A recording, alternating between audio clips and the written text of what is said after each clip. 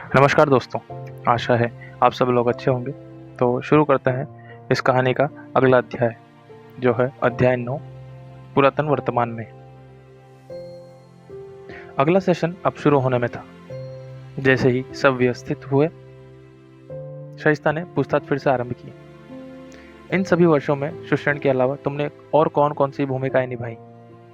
Screen पर बहुत तेजी से बहुत सी जगहें, चेहरे व घटनाएं बदलने लगी। स्क्रीन पर ओम ने भिन्न भिन्न प्रकार की पारंपरिक वेशभूषा पहनी हुई थी और स्क्रीन पर दिख रही जगह विभिन्न शताब्दी एवं युगों को दर्शा रही थी, परंतु ओम का चेहरा जरा भी नहीं बदल रहा था। जैसे ही उसने अपने सभी रूपों को याद किया, डर, अनिश्चितता, खुशी, शांति, उत्तेजना, आश्चर्य, पश्चाताप के भाव उसके चेहरे पर प्रकट हुए और उसने अपनी आंखों को कसकर बंद कर लिया। जैसे ही कुछ दुखद उसके मस्तिष्क से गुजरा, उसकी आंखें नम हो गई। उसने अपनी आंखें खोली, जो खून जैसी लाल हो रही थी। जैसे ही उसने ऐसा किया, स्क्रीन से छवियां गायब हो गई। वह बहुत दुखी और डरा हुआ लग रहा था। जब उसे महसूस हुआ कि वह सब उसे ही देख रहे हैं, उसने अपने आप को नियंत्रित किया और एकदम शांत महसूस करने लगा। यद्यपि वह इस तथ्य से बहुत ज़्यादा विचलित था कि उसकी ज़िंदगी अजनबियों द्वारा एक चलचित्र के रूप में देखी जा रही थी और जल्द ही उनको रहस्य का पता लगने वाला था। कमरे में सभी ने न पहचान सकने वाले दृश्य स्क्रीन पर देखे थे, परंतु 3 चेहरों को आसानी से समझा जा सकता था। पहला, बहुत ही सुंदर व सुरुचिपूर्ण स्पष्ट एक महिला का था, जो ओम की यादों में गहराई से छपा हुआ था। वह चेहरा ओम की सभी परेशानियों का आधार था। उसे प्रायः बिल्कुल अलग अलग परिवेशों में भी देखा जा सकता था। ओम और महिला के बीच एक विपरीत चिन्ह यह था कि ओम कभी भी बूढ़ा नहीं दिखा, जबकि वह हर आयु, जैसे किशोरी, तरुणी, परिपक्व महिला और वृद्ध स्त्री की तरह दिखाई दी। महिला का जीवन रही थी 3 अलग अलग युगों में, 3 अलग अलग वेशभूषाओं में ओम के साथ दिखाई दिया। जब तीसरी बार वह मृत दिखाई दी, ओम ने उसी क्षण अपनी आंखें खोल दी थी।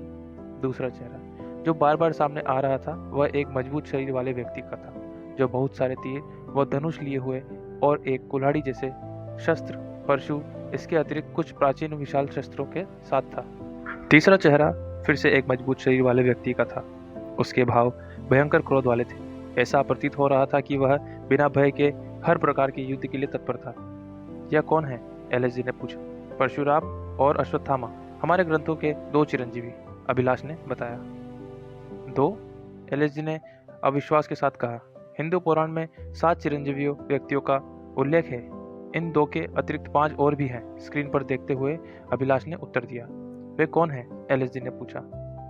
स्क्रीन पर असंबद्ध दृश्यों के बदलने की श्रृंखला के चलते रहने के बावजूद, जिनका कोई मतलब नहीं बन रहा था, अभिलाष ने एलएसडी से कहना जारी रखा और स्क्रीन पर कुछ अपनी बुद्धिमत्ता से संबंधित एवं व्यवहारिक हल ढूंढता रहा। बाकी चिरंजीवी हैं राजा बलि। भगवान विष्णु के वामन अवतार ने असुर राज महाबली के अहंकार के बाद उसका विनाश किया था। उसे पाताल लोक में रहने के लिए भेज दिया गया था, परंतु बलि को वर्ष में एक बार पृथ्वी पर आने की अनुमति दी गई थी। वह दिन केरल में ओणम के रूप में मनाया जाता है। विभीषण, जो रावण के छोटे भाई थे, विभीषण ने भगवान श्री राम की सहायता की थी, जिन्होंने उन्हें अमरता का आशीर्वाद दिया था। राजस्थान के शहर कोटा में विभीषण को समर्पित एक मंदिर है। भारत में ऐसा केवल वही मंदिर है। महाभारत के रचयिता वेदव्यास भी अमर हैं। कृपाचार्य, कौरवों और पांडवों के गुरु और अश्वत्थामा के मामा, और अंत में श्री हनुमान जी, जो कलयुग में अपने भक्तों की रक्षा करते हैं। डॉक्टर शाइस्ता को छोड़कर सभी अपने सामने हो रही घटनाओं के खुलासे से हतप्रभ थे। सम्मोहन के अपने कार्यकाल में उन्होंने ओम से बहुत अधिक ऊंचे स्तर के विचलित मरीजों को देखा था, अतः उन्हें किसी चीज से भी अचरज नहीं हुआ। उन्होंने अपना एक हाथ उसके हाथ पर सांत्वना देने के लिए रखा। ओम, इन वर्षों में सुषेण के अलावा तुम और किस रूप में रहे हो? धीरे धीरे एक के बाद दूसरा जवाब दो। अपना समय लो और शांत रहो।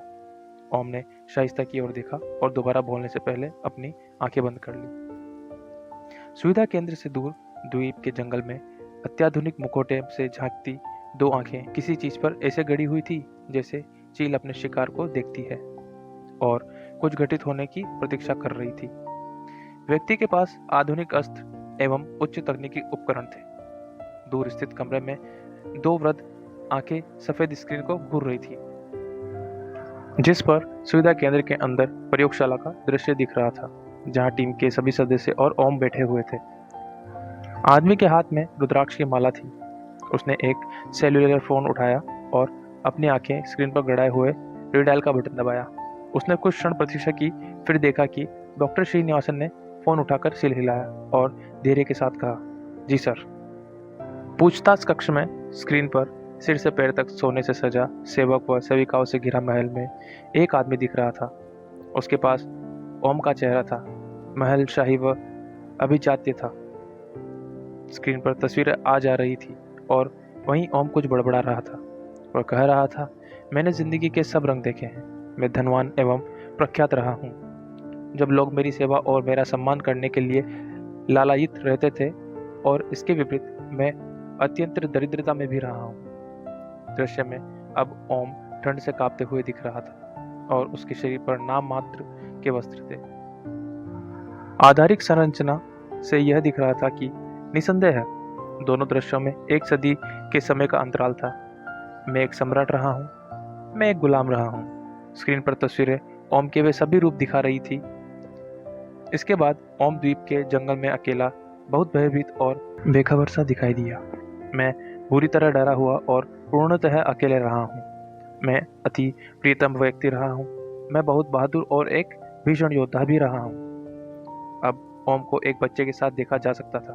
उसकी गोद में विकलांग एवं बुरी तरह डरा हुआ और बगल में वही आकर्षक महिला भी थी। वह तस्वीर मानो अनंत काल के लिए स्थिर हो गई हो। तब ओम ने अपनी आंखें खोली, जो गीली हो गई थी। एक आंसू बिना किसी बाधा के उसके गाल पर से लुढ़क गया। ओम ने जिस प्रथम व्यक्ति को देखा वे शइस्ता थी। वे भी हिल गई थी, परंतु कुछ नहीं बोली। ओम स्थिर व शांत हो गया और फिर से कम भावनात्मक और अधिक व्यवहारिक होकर उसने कहा, मैं गोविंदलाल यादव और पौत्रिम दास एवं बीसी चक्रवर्ती रह चुका हूँ। वेंकटरमन्ना राव रहा हूँ और बाद में माधव राव के नाम से स्वयं के बेटे की तरह रह चुका हूँ। मैं गुरशील सिंह और एसपी रेड्डी रह चुका हूँ। अधिरेयन भी मेरी बहुत सी पहचानों में से एक है। उसके यह सब कहते समय स्क्रीन खाली ही थी। अभिलाष शइस्ता की ओर झुका और कहा, उससे विष्णुगुप्त के बारे में पूछिए। शइस्ता ने डॉक्टर श्रीनिवासन की ओर देखा, जिन्होंने एक मौन सहमति दी। तुमने इतने नाम लिए, परंतु वे हमारे पास पहले से ही हैं। वे सब सरकारी रिकॉर्ड में हैं, पर तुमने एक नाम का जिक्र नहीं किया, विष्णुगुप्त। डॉक्टर शइस्ता ने प्रश्न किया। एक धुंधली सी तस्वीर स्क्रीन पर छा गई, जो हर बार गायब होती जाती थी। जो ओम अब दिखाई दे रहा था, वह गंजे के रूप में ब्राह्मण की विशिष्ट शिखा के साथ दिखा। आदमी के माथे पर भगवान विष्णु का यू चिन्ह दिखाई दिया, जिसने सफेद उत्तरीय व धोती पहन रखी थी। ओम ने कहना शुरू किया, मैं चंद्रगुप्त मौर्य का मुख्य सलाहकार था। मैं उनकी समिति के सबसे महत्वपूर्ण सदस्यों में से एक होने के साथ उनका अच्छा मित्र भी था। मैं हमारे युद्ध संबंधी विषयों के अतिरिक्त उन्हें राजनीतिक एवं व्यक्तिगत सलाह देता था। मुझे चाणक्य के नाम से भी जाना जाता था। जैसे ही ओम ने यह कहा, स्क्रीन पर तस्वीर इतनी स्पष्ट हो गई कि उन सबको बिना किसी संदेह के यह एहसास हो गया कि वह चाणक्य ही है। ओम के बोलते हुए परिमल कुछ गणना कर रहा था। जैसे ही उसने समाप्त किया, कागज का एक टुकड़ा लिए वह खड़ा हुआ और कमरे को पार कर डॉक्टर बत्रा के पास गया। कागज पर शीर्षक था, सुषेण व चाणक्य के मध्य समय अंतराल एवं चाणक्य युग से वर्तमान का समय। डॉक्टर बत्रा थोड़ी देर उस पर ध्यान देने के बाद बोले, यही तो मैं कह रहा हूँ, असंभव, अविश्वसनीय। फिर वे उठे और उन्होंने डॉक्टर श्रीनिवासन को कागज दिया। डॉक्टर श्रीनिवासन ने ध्यान से कागज को देखा, जिस पर ठीक से समझ में न आने वाली लिखावट में कुछ लिखा हुआ था। सुषेण 7292 ईसा पूर्व में, चाणक्य 321 ईसा पूर्व में, समय अंतराल 6971 वर्ष, चाणक्य 321 ईसा पूर्व में, वर्तमान दिवस 2020, समय अंतराल 2341 वर्ष, सुषेण 7292 ईसा पूर्व में, वर्तमान दिवस 2020, कुछ समय का अंतराल 9312 वर्ष। वे किसी तरह समझ गए और लंबी सांस लेते हुए खड़े हुए। पूछताछ जारी रखो, मेरी प्रतीक्षा मत करना, वे शाइस्ता की तरफ देखते हुए बोले। इस दौरान एलएसडी नक्शे में अपने गैजेट्स की सहायता से स्थानों के संभव प्राचीन कोड के द्वारा सभी दिशाओं में नक्शों को चारों ओर घुमाकर कुछ अर्थ खोजने में लगी हुई थी। उसकी उत्सुकता और हाव भाव ये स्पष्ट कर रहा था कि वह नक्शे में रेखांकित स्थानों का पता लगाने से केवल एक कदम ही दूर थी। यह टीम के लिए एक और बड़ी वास्तविकता खोज साबित होने वाली थी। उधर द्वीप के जंगल में आदमी ने अपने बस्ते में से एक उपकरण निकाला और उसे चारों भाग में विभाजित कर दिया। चारों अलग अलग उपकरणों को जमीन पर खुला छोड़ने के बाद वे निकट की इमारत के चारों कोनों के पास 4 अलग अलग दिशाओं में फैल गए। आदमी ने अपने टैबलेट पर एक बटन दबाया और इमारत की 3D आकृति उसके टैबलेट पर दिखाई दी। छवि को इधर उधर चलते हुए लाल बिंदु द्वारा जो लोगों को दर्शा रहे थे बाधित किया जा रहा था।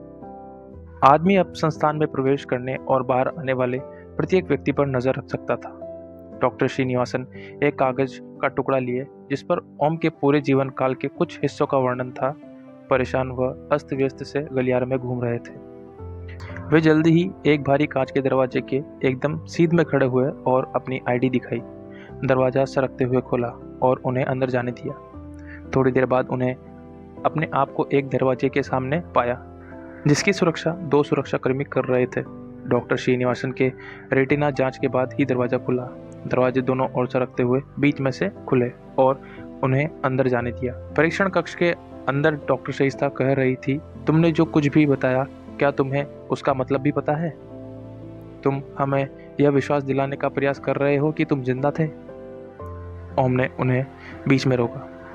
त्रेता युग में, और तुम चंद्रगुप्त मौर्य के शासनकाल में भी जीवित थे।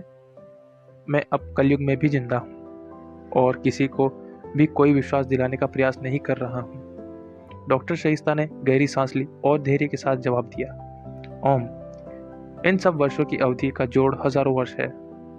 तुम हमें विश्वास दिलाना चाहते हो कि तुम रामायण और महाभारत के समय से जीवित हो। मैं सतयुग से जीवित हूँ, त्रेता युग और द्वापर युग से होते हुए अब मैं कलयुग में आपके सामने हूँ।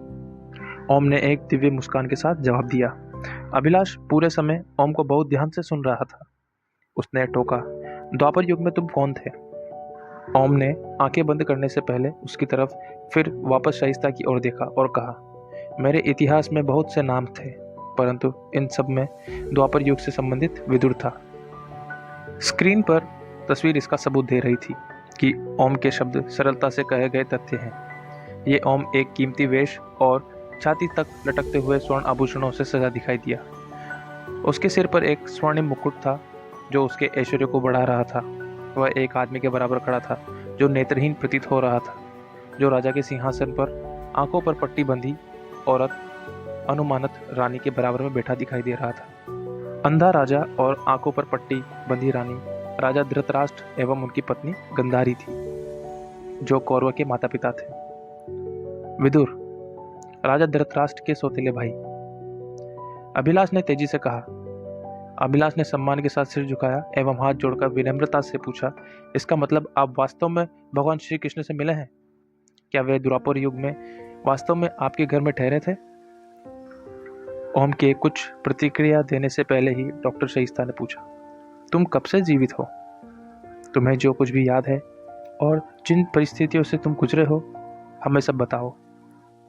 ओम ने एक गहरी सांस ली और शाइस्ता ने इसमें उसकी असहायता को महसूस किया। वह जानता था कि वह फंसा हुआ है और इसके बारे में ज़्यादा कुछ नहीं कर सकता, अतः उसने शुरू किया।